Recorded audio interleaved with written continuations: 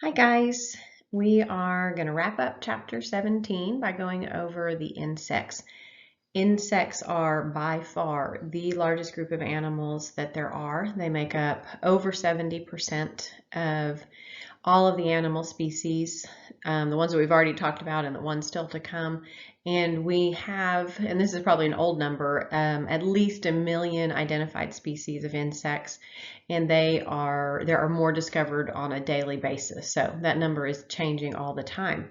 So here's the deal with insects. They are highly successful for several different reasons. Probably the biggest one is how mobile they are. Most insects can fly. Maybe not every insect within that species, like ants, only a few of the ants will fly, but some of them can, which means they can cover a lot of ground, which means that they have pretty big habitats, which also means that they have the ability to find food fairly far from where their nest is, and that just gives them more opportunity to grow, to be healthy because they are eating. Also, when they lay eggs, some of them, when they are in their reproductive season, can lay over 1,000 eggs at a time. And so even if most of those eggs don't survive, there is still a very high number of offspring that are being produced on a daily basis. And then the last one, this kind of goes back to the flying a little bit. They have a very wide variety of habitats, a very big range of area that they can cover. And the habitats, they can live where it's hot, cold, dry, moist. There are insects on every continent on the face of the earth, even Antarctica. But what that means is that there's not a lot of overlap. They don't compete necessarily for food or for nest space, that kind of thing, because they are so broad in their abilities. And so that just makes it very easy for them to be successful. Okay, so the structure of these insects. You have a general body type, and again, this is a kind of general, and so there are exceptions to this, but for the most part, insects have 3 pairs of walking legs. So you can see our little picture of the ant over there. 3 pairs of walking legs. Wings are usually present. They're not on this guy, but do know that there are insects or types of ants that do have wings, just like there are ants that don't. And so it kind of depends on the animal or the species about the wings. If they have wings, they may not always be visible, so you may not be aware of it. And then the body segments, head, thorax, abdomen, the same 3 that we've been talking about. In general, these will have very distinctive 3 segments. Again, there are exceptions to that. Now, the legs. These animals have very specialized legs depending on their lifestyle. If they are something like a fly, they have tiny little claws and they have kind of sticky pads that help them to hold on. That's why they can be on your ceiling upside down. Grasshoppers have extraordinarily strong back legs for their size. They can jump, 20 times their own height, and a person will love that, or at least if they were basketball players, they would love that. So very strong back legs. Animals or insects like water striders have bristles on their legs. The bristles help to increase the surface area, which means that they can sit on the surface of the water. Praying mantis have very strong claws. Their front legs are how they hunt, basically, how they hold on to their prey, and so they are very lethal.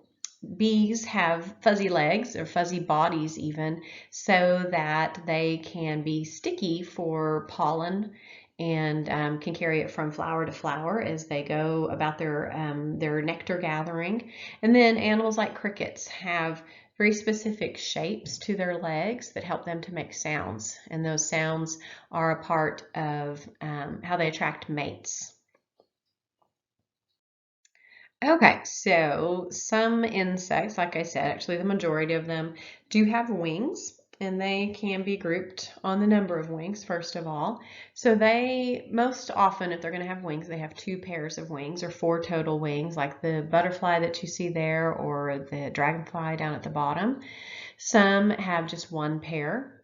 The little bumblebee there in the middle, I believe, just has one pair. And then, like we were saying, there are species of ants, for example, that have no pairs. Now, we'll get to them in a minute, but animals like beetles that you think don't have wings very often do, but they are hidden. So again, you have to kind of know the insect. Then insects also have, depending on their wings and their purpose, different flying styles. A butterfly doesn't seem like it is actually flapping this much, but they can flap like 5 to 6 times per second.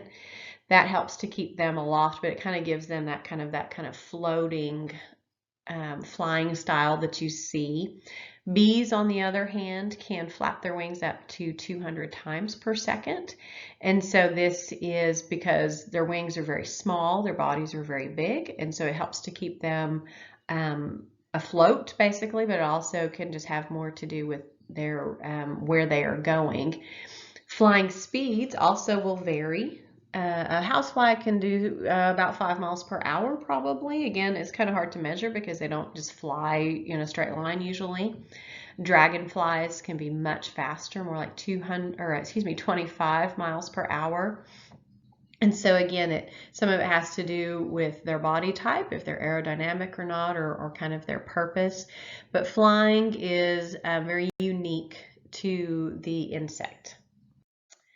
Okay, wing types. The wing types, there are 4 main wing types, and this is based on the structure and also the function, because some of them aren't even used to fly. So the first one is probably what you are the most familiar with, and these are the membranous wings. This is very thin, transparent.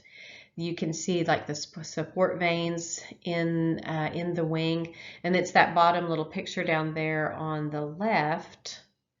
That's the membranous wing. This is like the wing of a housefly. So very lightweight, very delicate, but because of the support veins in there, also pretty sturdy. The second type of wing is a scale-covered wing. And this is what you would see in the butterfly, like I have pictured there, but also in moths. And they are stronger wings. They're a little sturdier because they're covered in scales. Now, the scales themselves are very delicate, and they can be rubbed off pretty easily, but they do give kind of an extra layer of strength. The colors on them very often are to help them camouflage themselves among flowers, can also be to help them look like a predator. They kind of mimic other animals sometimes. It is also, if they're colorful in a certain way, a warning to other animals that they may be poisonous. And so the scales serve different purposes. You all have probably been told when you were little not to touch the wings of a butterfly because you will damage them, and that's because the scales do rub off. Then the next 2 wings, these wings aren't even used for flying, they are protection. And you first of all have the leather-like wings, and the wing itself that I'm talking about is this top wing on this, looks like a little cockroach there, and this is just a protective cover over the membranous wing, so when the animal's not actually flying, the delicate wing, the membranous wing, is being protected. And then if you need even more protection, they have not just the leather-like but the horn-like or the horny wing, and this is much thicker. It's almost like a shell, and it covers over the membranous wings. It also covers the back of the insect very often.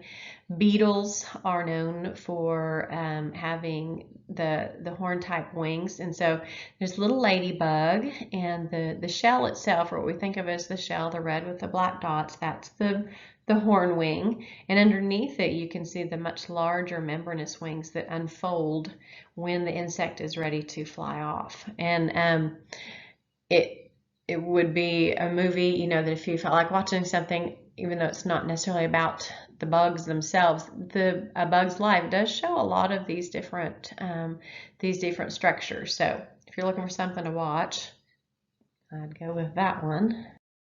Okay, so now the mouth parts. So most insects chew their food. They are leaf eaters, grass eaters, you know, other insect eaters, but they are for the most part going to chew, and so they have very distinctive mouth parts that help with this. And so the picture that I have over there is a grasshopper, and so there's several things labeled. We're more concerned with the mouth stuff. But most insects that are chewers, first of all, have upper lips, and those upper lips are called labrums. It's like your upper lip. It is there to keep food in. And then they have muscles, and the actual jaw itself is the mandible. They chew sideways, like we talked about with the crustaceans. And so they are going to open their mouth side to side instead of up and down. And so from that side view, you can kind of see one side there. Then they have the maxillae or maxillae.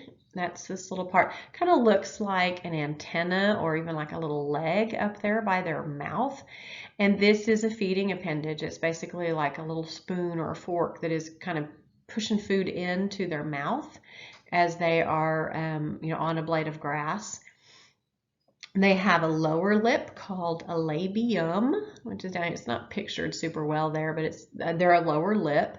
And then they have labial palps, and these labial palps are almost like a tongue. They are tasting the food as they kind of come upon it. It says good, bad, eat this or don't eat this.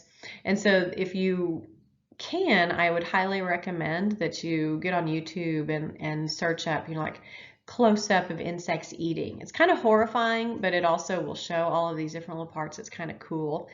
And then some other eating styles. Of course, you have things like mosquitoes that will pierce the skin of like a mammal to get to a blood vein so they can drink the blood. Butterflies and moths have siphoning mouth parts that almost are like straws that they unravel when they come to a plant or to fruit and kind of slurp up that nectar. Flies are kind of the grossest one to me. They have sponging mouth parts.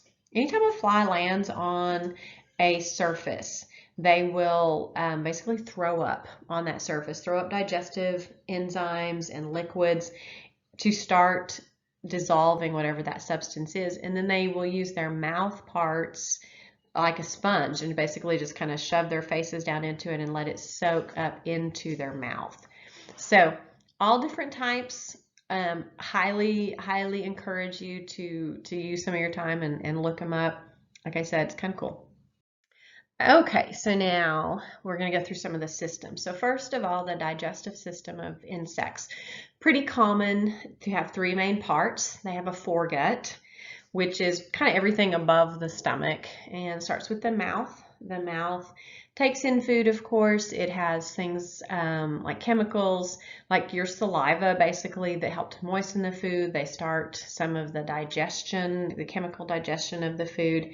And then they swallow, basically, and the food travels through a tube called the esophagus. You have one that does the exact same thing, and it just kind of carries the food into the body.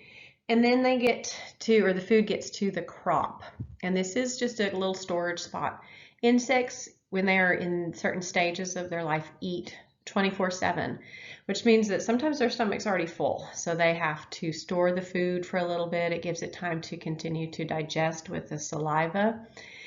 And then it moves into the gizzard. And the gizzard is almost like another mouth. And it is a muscular structure, and it is lined with chitinous plates. And this is the same structure that their shells are made of. So it is like little teeth almost inside this gizzard, and the food is kind of churned up. Then it gets to the stomach. More chemicals are added. Those chemicals are made in a structure called the gastric cechia. It's similar to your liver in that it just is making these compounds. And this is where the rest of the food is digested, or all of the chemicals are digested. Anything that is nutritious to the insect is absorbed out of the midgut. And this is kind of the major part. This is major digestion absorption at this point. And then whatever is left gets passed into the hindgut. Water is absorbed from this portion of the digestive system. Salt is absorbed along with some other minerals. And then whatever the animal can't digest, the solids and the liquids, this is the end of the line. This is where it gets passed out of the body. Okay, some more systems. So respiratory system. The insects, instead of having lungs or gills, have a system of tubes called trachea. And these trachea go throughout the body, and their job is to carry oxygen. So just like you, the insects need oxygen for cellular respiration. They need this to make ATP and all that kind of stuff. So that's how the oxygen is moved through the body. And it actually gets into the body through little holes called spiracles. And these spiracles, depending on the animal, are along the side somewhere, or in a certain place. If you look at the picture I have there, it's a grasshopper. The blue outline with kind of the white, that is the trachea. The holes it is pointing to in a grasshopper, if you were to look down the sides of a grasshopper's body, if it was big enough and you looked closely enough, then you could see these little tiny holes, and that is where the oxygen is getting in. That's where CO2 is getting out. Circulation. So they have an open circulatory system, which means no veins, but they do have a heart. It's more like a tube instead of chambers like yours, and it contracts. It pulses or squeezes, and it squeezes out hemolymph. And this hemolymph is different from blood. It's not colored like what we're used to. It is clear, sometimes kind of yellowish, which you have probably seen if you've stepped on a bug or like one has hit your windshield. And the reason that it's not red like ours is because it doesn't carry oxygen. It is only carrying the food from the digestive system or waste back to the digestive system. And so it's different than our blood in that there's no oxygen in there. And then last but not least, kind of the excretory system. Insects have malpighian tubules, and they will filter liquid waste out of the hemolymph and transfer it to the intestines. Now on this picture, I know it's super teeny tiny, this little top line, or that's what are pointing to the malpighian tubules, and they're actually those yellow structures in that picture. They act like your kidneys, and they filter out any liquid waste so that then it can be gotten out of the body. Okay, irritability in insects. So this has to do with their nervous system. Remember that irritability is one of the characteristics of all living organisms, and it's not, like they're in a bad mood their whole life. It is how they are responding to what's going on around them. And insects do have a brain. It is, of course, very simple, but it's anterior ganglion. Anterior refers to the head or to the upper part of the body, and it's connected to a ventral nerve cord. Ventral means that it runs along their stomach. Remember that insects are down on all their legs, which means their stomach is closest to the ground, which is a protective feature instead of having it be on their back. Now, sensory organs vary depending on the animal, but they're pretty basic. They all have antennae, which we've talked about with the crustaceans. They smell with their antenna. They can sense humidity because that determines how well they can fly. They can use it to determine flight speed or flight kind of control or direction. Again, in Bug's Life, if you remember the little roly-poly Russian guys, at the end of the movie, they like tear off the antenna of some of the mean grasshoppers, and they can't fly anymore. True story. Other sense organs, they have mouth parts to taste. They, on their body, instead of having skin, they have little hairs that cover their body and are very sensitive to touch. So they are aware of what they are touching, they, food or not, or those kinds of things. They can see. They have compound eyes we've already talked about with the crustaceans, which are numerous little lenses that can look an almost 360-degree view, or they have simple eyes that are more like yours that they see, and they can see more than just light or shapes. They have a pretty good sense of what they're looking at. Some of them can see colors very well, or specific colors very well, depending on what they are, what they feed on, or those kinds of things. And then this last one, insects can hear. and most of them have a structure called a tympanum, and that may have been one of your vocab words that I forgot to highlight, but the tympanum is very similar to your eardrum, and it is a membrane that is stretched over kind of an opening so that it can vibrate, and it vibrates when sound waves hit it. And those sound waves are translated into actual noises. So just like your ear, but instead of being protected kind of inside like yours is, theirs is very often exposed out on their body. So for example, in a grasshopper, they have on their first abdominal section this little kind of weird looking circle. It actually kind of looks like an ear in that picture to me, but it is just a little membrane that vibrates with sound. On katydids, it's on their foreleg, this first little kind of close to the joint there, and it is just a simple membrane. Okay, so reproduction, insects are either male or female. They are not hermaphroditic, so either have boys or girls. And reproduction starts basically when the females release pheromones. And pheromones are chemicals that signal to the males in the area that they are ready to mate, that the conditions are right, the eggs are ready, whatever it is, this is the signal chemically to the males. And males in the area will come, and usually they will compete for a female, and whoever wins is allowed to deposit sperm into the female seminal receptacle. Now she will usually store that sperm until she can find a place to lay her eggs, or until again conditions are right. And when she lays the eggs, they pass out of her body and they pass through or by the seminal receptacle, and that's when they are fertilized, as she is actually laying them. Now, as far as eggs go, insects are pretty adept at putting their eggs in pretty safe spots. Grasshoppers will dig a hole, and the females have at the end of their body, at the end of their abdomen, a structure called an ovipositor, which again, teeny tiny little picture, that's where it's labeled. And they have, it looks almost like a little kind of a claw, or like a little grip. And they can basically kind of dig dirt out and dig a hole, and they lay their eggs down in that hole. Some animals, or excuse me, some insects go a little more extreme. Wasps will sometimes kill other insects and lay the eggs in the body of that dead insect. Lots of times they will kill spiders and then drag the spider off to a secluded spot to lay their eggs.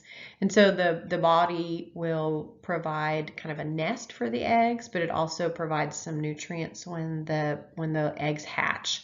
A praying mantis and a lot of other insects actually will lay their eggs in kind of like a hard or kind of a gummy paste almost, and that paste will harden into a good kind of strong shell. When the eggs again hatch, they have to kind of break through that, and they actually most of the time end up eating that gummy mass, and it's a nutrient for them when they are first born.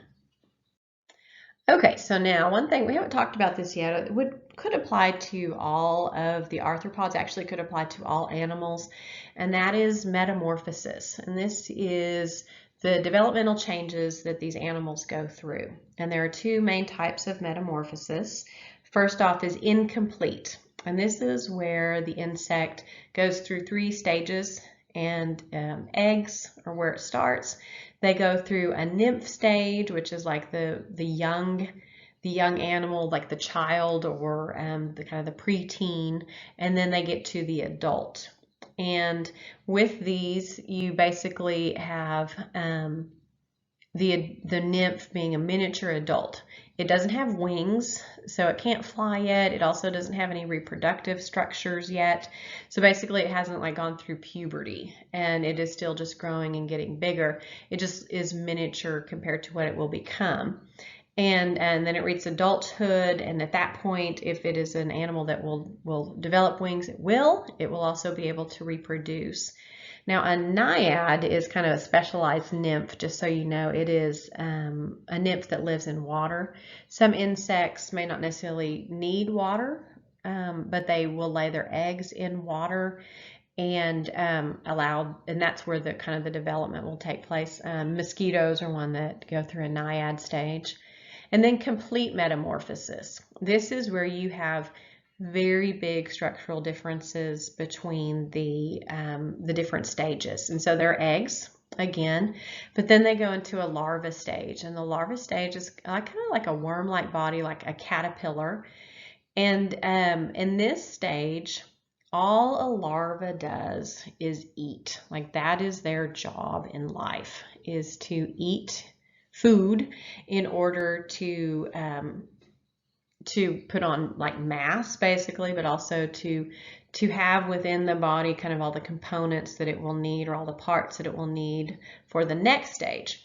And then the next stage, the pupa, is where you have the actual transformation. I'm going to just put transforms here. So this is like the cocoon or the chrysalis, and in this stage, the insect is going through major structural changes. And so in my picture there, it is going from the larva, or the grub basically, into a beetle. Of course, you know, the prettier one would have been like going from a caterpillar to a butterfly, but a lot of insects do go through this complete metamorphosis, and you have very, very structural and physical differences within the life cycle of these animals. Okay, so finally done with the insects. Now, insects, like I said before, just are huge numbers within the animal kingdom, and they do have a big role to play. Some of them are good, some of them are bad. Then on the bad side, they can carry disease, like insects that carry malaria. They can be parasitic, which means that they will live on a host and cause some harm. They also can destroy crops. You can have plagues of grasshoppers, for instance, or other things, and they can do a lot of damage to a garden, or to, you know, like I said, like a field. So they agriculturally are very troublesome and can do a lot of financial damage. On the other hand, they can be predators of other insects, so they can help to control those populations, which could definitely help us depending on the situation. They also are a food source for larger animals, birds in particular. We kind of think of, you know, seeing like a scissor tail, you know, flying out over a field, chasing something. Some people will eat insects. I've heard they're very yummy and crunchy. Never tried it myself. They are pollinators, not just bees, but quite a number of insects are actual pollinators. So they help with plants that produce fruits or vegetables from flowers, because the pollen has to be transferred, and very often it is carried on the body of an insect. And then they are the source of medicines. They are a source of fabrics in some cases, or at least the inspiration for fabrics. They also are the inspiration for robotics, for things like, you know, with joints, or, you know, how to move these different joints, or just seeing like different types of machinery. It's said that they are the inspiration for like suits of armor that knights used to wear, because they had their exoskeleton on the outside. So they're super cool. I'm not a huge insect fan, but every time I kind of go through this, I realize how cool they are and how important they are. So so that's it. Those are the arthropods. Thanks, guys.